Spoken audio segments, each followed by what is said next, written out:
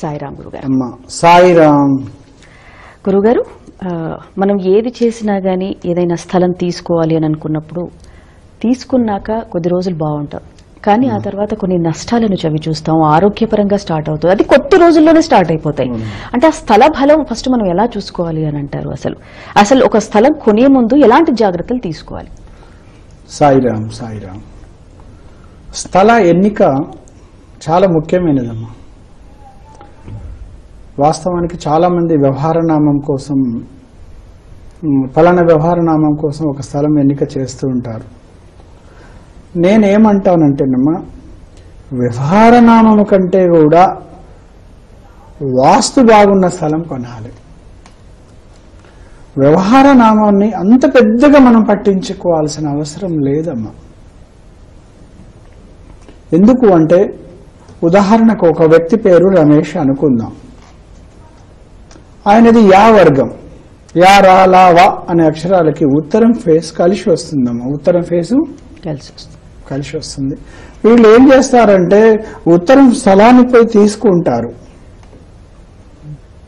కానీ గురువుగారు, మేము ఉత్తరం ఫేసు మిమ్మల్ని అడిగాము, ఉత్తరం స్థలం మేము కొన్నాము, కానీ కొన్న తర్వాత మాకు చాలా నష్టాలు వచ్చాయి అన్నవాడు చాలా మంది ఉన్నారమ్మా. కానీ ఆ స్థలం చూయించి కొనాలనే ఆలోచన ముందు ఉండాలి. స్థలం చూపిస్తే వాళ్ళకి ఎక్కడ ఫీజు ఇవ్వాల్సి వస్తుందో వాస్తు నిపుణులని మనం అనుకుంటారు. కానీ అమ్మా, ఒక గురువు స్థల ఎన్నిక చేసుకునేటప్పుడు ఆ స్థలములు అడుగు పెడితే, ఆ స్థలము కొను అని ఒక నోటి ద్వారా చెప్తే వాళ్ళిచ్చే ఫీజు తాత్కాలికమైనదమ్మా.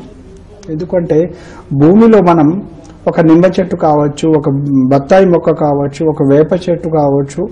వేప చెట్టు అయినా ఎంతో నీడనిస్తుంది, ఎంతో ఆక్సిజన్ ఇస్తుంది, కానీ అది ఇచ్చే శక్తి ఎవరికీ తెలియదమ్మా. అలాగే ఒక మామిడి చెట్టు, ఒక చెట్టు పెడితేనమ్మా అది క్రమేపణ ఒక లారీ కాయలు ఇస్తుంది, టన్నుల కాయలు ఇస్తుంది. గురువు కూడా ఒక అడుగు పెడితే అంత సత్ఫలితాలు, 1 రూపాయికి 1000 రెట్లు ఫలితం ఇస్తాడమ్మా. అందుకే చూపించాలి. స్థల ఎన్నికలు అంటే అమ్మా, పరిసరాల ప్రభావము, వాతావరణ ప్రభావము, చుట్టుపక్కల అలవాట్ల ప్రభావాన్ని గురువు పరిశీలిస్తాడు. అంటే ఆ స్థలం కొన్నానా లేదా.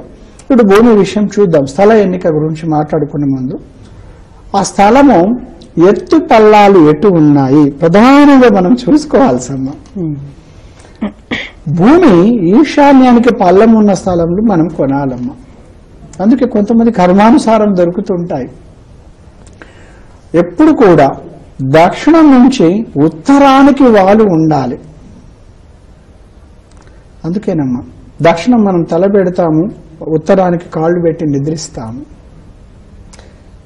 మనము దాని వెనకాల సైంటిఫిక్ రీజన్ చాలా ఉందమ్మా దాని వెనకాల. అలాగనే ఈశాన్యం పల్లమై ఉండాలి. లేదంటే పడమర నుంచి తూర్పుకు వాలు ఉండే ఈశాన్యానికి పల్లమై ఉండాలి. స్థల ఎన్నిక అంటే మన ఒక ప్లాటే కాదమ్మా, రోడ్డు కూడా అటు పల్లమై ఉండాలి. అప్పుడు ఏంటంటే ఈశ్వర అనుగ్రహం మనకు దొరుకుతుంది. ఆ ఈశ్వరుడి యొక్క అనుగ్రహం మనకు దొరుకుతుంది. ఇక్కడ స్థలము పల్లం ఉన్న స్థలం మొదట మనం ఎన్నిక చూసుకోవాలమ్మా. ఆ స్థలానికి 108 రకాల దోషాలు ఉంటాయి. మళ్ళీ చూడమ్మా, ఆ స్థలానికి ఎలా ఉంటాయంటే, మన ప్లాటు ఒక 36-50 అనుకుందాం, ఒక ఉత్తరం ఫేస్. మన ఎదురుగా ఉండేది ఏంటి, దక్షిణం ప్లాట్ ఉంటుంది. ఈ ప్రహారీ గోడలు ఆ ప్రహారీ గోడలు సక్రమంగా వెంచర్లో కలవాలమ్మా. ముందు ప్లాట్ ఏమో మనం కొన్నది 400 గజాలు అయితే ముందు ప్లాట్ 200 గజాలు ఉంటుంది. మధ్యలో ఉన్న ప్రహారీ గోడ రేపు మన గేట్లో పడవచ్చు, సింహద్వారంలో పడవచ్చు. ఆ కుడియ దోషం వలన ఇల్లు కట్టుకున్న తర్వాత అనేక కష్ట నష్టాలు వస్తాయి. చూడమ్మా, గురువు ఏం చేస్తారు, స్థలం చూడడానికి పోయినప్పుడు స్థలం ఎటు పల్లం ఉన్నది, ఓకేనమ్మా, అంటే పంచభూతాలని అబ్జర్వేషన్ చేయాలి. ఆ తర్వాత మనము ఇలాంటి కుడియ దోషాలు, కోణ దోషాలు, వృక్షవేద దోషాలు, జలవేద దోషాలు, అంటే ఆ స్థలానికి ఆగ్నేయంలో ఎలాంటి చెరువులు కానీ, గుంటలు కానీ, వెంచర్ సంబంధించిన సెప్టిక్ ట్యాంక్స్ కానీ, ఇలాంటి అనేకంగా మనం పరిశీలన చేయాలి అమ్మ. అంటే గురుగారు ఇప్పుడు ఈ మధ్య కాలంలో చెరువుల్లో పూడి చేసేసి ఆ చెరువుల్లోనే ఇల్లు కడుతున్నారు. అప్పుడు అది ఎంతవరకు? అది చాలా పెద్ద దోషం అమ్మ. ఎందుకు అంటే చెరువు స్థలంలో, ఎందుకంటే పూర్వకాలంలో అది ఎంతో మనకు అవసరాలు తీర్చింది, అంతేనమ్మా. చెరువు సమీపంలో, నది సమీపంలో 3 కిలోమీటర్ల వరకు గృహ నివాసం యోగ్యమైనది కాదు, కలిసి రాదు. ఎప్పటికైనా అది పతనానికి దారి తీసే అవకాశాలు ఉన్నాయి. ఒక ఉదాహరణకు చూస్తే మన హైదరాబాద్ పట్టణానికి జరిగిన ప్రకృతి పరంగా అంటే అందరికీ తెలుసు అమ్మ, ఇలాంటి ప్రకృతి వైపర్యాలు వచ్చినప్పుడు ఆ ఇంటికి జీవం కోల్పోతుంది. అంటే ఆ వరద అంతా ఇంట్లో వచ్చేస్తుంది కదా అమ్మ, ఇల్లు కట్టుకున్నప్పుడు ఆ ఇంటికి జీవశక్తి కోల్పోతుంది. జీవశక్తి కోల్పోవడానికి పంచభూతాలు అతి పెద్దమైనది ఏంటిదమ్మా, మనకు భూమి బద్దలైనప్పుడు అంటే భూకంపాలు వచ్చినప్పుడు జీవశక్తి పోతుంది ఒకటమ్మా. రెండవది భయంకరమైన వరదలు ఇంట్లో వచ్చేసి వెళ్లిపోయినప్పుడు, ఆ బురద నీళ్లు కావచ్చు, అప్పుడు శక్తి తగ్గిపోతుంది. అంటే శంకుస్థాపన బలం కావచ్చు, గృహప్రవేశ బలం కావచ్చు, భయంకరమైన జీవశక్తి పెట్టిన శక్తి అంతా వెళ్ళిపోతుంది. మూడవది ఆకాశము నుంచి పిడుగు పడ్డప్పుడు, చూడమ్మా ఇవన్నీ పంచభూతాల ద్వారా కదా వచ్చేది, అప్పుడు కూడా బలము పోతుంది. అందుకేనమ్మా ఇలాంటి పంచభూతాల అంటే ప్రకృతి వైపర్యాల ద్వారా వచ్చే నష్టాలు ఎప్పుడైతే మనకి ఇంటికి వస్తుందో, జనరల్ గా ఇప్పుడు ఇంట్లో వస్తే మంచాలు తడిపోస్తాయి, అంటే ఇంటీరియల్ అంటాం కదా, అంతా తడిచిపోతుంది, బియ్యం తడుస్తుంది, కిచెన్, ఎంత నష్టం జరుగుతుందా కాదమ్మా.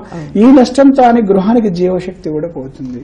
అలాంటి గృహంలో నివాసం ఉండడం వలన కలిగే నష్టం మామూలుగా ఉండదమ్మా. అంటే ఈ రోజు కొంచెం డబ్బు ఉన్నవాళ్ళు, బ్యాంక్ లో కొంచెం ఉన్నవాళ్ళు అంటే అడ్జస్ట్ అవుతారు, కానీ వాస్తు శక్తి క్రమేపణ పీడిస్తూనే ఉంటుంది. అందుకే చెప్తుంటానమ్మా ఇలాంటి ఇప్పటికి నేను చాలా ఇంట్లో, గురువారు మా ఇంట్లో వరద వచ్చిన తర్వాత ఎన్నో అరిష్టాలండి, మా ఇంట్లో అనవసరంగా ఇబ్బందులు వస్తున్నాయి, ఏది చేయాలన్నా ముందుకు వెళ్ళలేకపోతున్నాము, అసలు ఒక దారిద్ర్యము పీడిస్తూ ఉంది, ఏదో దుష్టశక్తులు పీడిస్తూ ఉన్నట్టు అనిపిస్తుందని చాలా మంది నాకు కాల్ చేస్తారమ్మా. అలాంటి వాళ్ళకు కూడా నేను మళ్ళీ జీవం పోస్తాను. అంటే మళ్ళీ బీజాక్షర మంత్ర బలముతో 8 దిక్కులని అష్టదిగ్బంధన ద్వారా శాంతింపపరిచి మళ్ళీ జీవం పోస్తాను. అంటే మళ్ళీ ఒక 100 సంవత్సరాలు మళ్ళీ ప్రకృతి వైపర్యాలు వచ్చే వరకు కూడా మనకు ఇబ్బంది లేకుండా మనకు కుటుంబానికి, అంటే ఇప్పుడు జీవం లేని ఇల్లు ఎట్లా ఉంటుందమ్మా, మనకు అంత సహకరించదు. ఒక గృహము అంటే ఎన్నో విధాలుగా మనం రక్షిస్తుంది. అలాగేనమ్మా ఇక్కడ నేను చెప్తున్నా, స్థల ఎన్నిక చేసుకునేటప్పుడు జలవేద వాస్తు దోషాలు ఎలా ఉన్నాయి అనేది పరిసరాల గురించి మనం తెలుసుకోవాలి. ఇప్పుడు కొంతమంది ఒక సైట్ కొంటారమ్మా, వాస్తు ప్రకారం బ్రహ్మాండమైన ఇల్లు కొంటారు, కానీ అక్కడ ఒక పారిశ్రామిక వాడడం ఉండొచ్చు. పరిశ్రమలు ఎక్కువగా ఉన్నప్పుడు భూమి లోపల వాటర్ కలుషితం అవుతుంది. బోర్ వేసినప్పుడు కలుషితమైన వాటర్ తో మనం స్నానం చేస్తాము, నీళ్లు పోస్తాము, పిల్లలకు ఎలర్జీ రావడం, ఆ ఎలర్జీ చాలా పెద్ద ఫంగస్ గా దారి తీసేసి వాస్తవానికి ఏంటంటే మన చర్మ సౌందర్యాన్ని కూడా డ్యామేజ్ అవ్వడము, హాస్పిటల్ చుట్టూ తిరగడము, టైం అంతా అక్కడికి పెట్టడం, డబ్బు ధనం అంతా హాస్పిటల్కి ఇన్వెస్ట్ చేయడం, ఎవరు నష్టపోతున్నారమ్మా. అంటే వాటర్ కలుషితం అవుతుంది. కలుషితమైన ఏరియాలతో నేను వాస్తు ప్రకారం కట్టుకున్నా కలిసి రావటం లేదంటే కరెక్ట్ కాదు కదమ్మా. అదే విధంగా పొల్యూషన్, గాలి బాగా పొల్యూషన్ ఏరియా ఉంటుందమ్మా. మనం ఇల్లు కట్టుకుంటే ఇంటి ముందులో కనీసం 100 వృక్షాలు కనపడే విధంగా ఉండాలి. ఎందుకంటే ఆ వృక్షాలన్నీ కూడా ఏం చేస్తామో మంచి ఆక్సిజన్ ఇస్తాయి, ప్రాణవాయువుని ఇస్తాయి, కొంతవరకు మనకు హెల్ప్ చేస్తుంది. అలా కాకుండా మనం కలుషితమైన వాతావరణంలో, శ్మశానము ఉన్న వాతావరణంలో, ఎగ్జాంపుల్ చెప్తున్నానమ్మా, అంటే పక్కనే ఒక బేకరీ వాళ్ళు మన ఏమంటారమ్మా పొగని బాగా లేపుతుంటారు, యజమానేమో ఎక్కడో ఉద్యోగానికి వెళ్తుంటారు, ఇల్లాలేమో ఇంట్లో ఉంటుంది, ఆ పొగని పీల్చి మొత్తం ఆరోగ్యం పాడవుతుంది. డాక్టర్ దగ్గరికి పోతే ఏమీ ఉండదమ్మా. కానీ కలుషితమైన గాలిని పీల్చుకొని మైండ్ ఆఫ్సెట్ అవుతుంది, ఆరోగ్యము సరిగా సహకరించదు. ఆయన అంటాడు, గురుగారు ఏంటిది మేము కొత్త ఇల్లు కట్టుకున్నాం, ఎదురు లేదు మా లైఫ్ పార్ట్నర్ అంటారు. కానీ అక్కడ ఉన్న పరిసర ప్రవాహంలో సరైన మొక్కలు లేకపోవడము, అంతే కదమ్మా. కలుషితమైన వాతావరణం అంటే ఇప్పుడు కొన్ని పిచ్చి చెట్లు ఉంటాయి చూడండి, కొన్ని కలుషితమైన వాతావరణం ఇస్తుంది. అందుకని మనం చెప్తుంటాను, ఎవరు కూడా వాస్తు పేరుతో మొక్కలని కొట్టకండి, అది మహాపాపము. వాస్తు దోషాలకి మొక్కలకు ఎలాంటి సంబంధం లేదు. ప్రతి వృక్షము మానవ జాతికి సహాయం చేయడానికి రెడీగా ఉన్నది, ప్రాణవాయువు ఇవ్వడానికి రెడీగా ఉంది. వాస్తు పేరుతో మొక్కలు కొట్టేసుకుంటూ పోతూ ఉంటే ఆక్సిజన్ దొరకగా మనము దగ్గి అంటే మన జీవితాన్ని, మన లైఫ్ని, మన జీవన పరిమాణాన్ని మనమే తగ్గించుకోవాల్సి ఉంటుంది. దయచేసి, ఎందుకంటే యావత్ భూ ప్రపంచం ఉన్న ప్రతి ఒక్కరు చెప్తారు, ఇంటికి కనీసం 1-2 మొక్కలు మీరు పెంచుకోండి. కానీ అది ఈశాన్యంలో ఉన్నదా ఆగ్నేయంలో ఉన్నదని ఆలోచన చేయకండి. మనం ప్రకృతి అంటే ఏ వృక్షం కూడా వాస్తుకి దోషం లేదు. మనం చేసుకున్న నిర్మాణాల వలన దోషం అవుతుంది. మనం చేసుకున్న అంటే ప్రకృతి వైపర్యాలు వేరు, కానీ వృక్షాలు వేరు, వృక్షశాస్త్రం వేరన్నమాట. కానీ మనము నిర్మాణాలు అంటే మానవుడు నిర్మించుకున్న నిర్మాణాల వలనే వాస్తు దోషాలు పీడిస్తుంటాయి. కానీ భగవంతుడు పెంచే వృక్షాల వలన ఎలాంటి వాస్తు దోషాలు ఉండవు. కాబట్టి మొక్కల్ని పెంచండి, మొక్కల్ని వాస్తు పేరుతో మాత్రం కొట్టకండి, అది మహాపాపము. ఎందుకు అంటే అవి మానవాళికి సహాయం చేయడానికి రెడీగా ఉన్నది, వాస్తు దోషాలు తగ్గించడానికి రెడీగా ఉన్నాయి. ఎందుకంటే ఈరోజు ఆక్సిజన్ పెంచుకునే పని ప్రతి ఒక్కరూ మనం చేయాలి.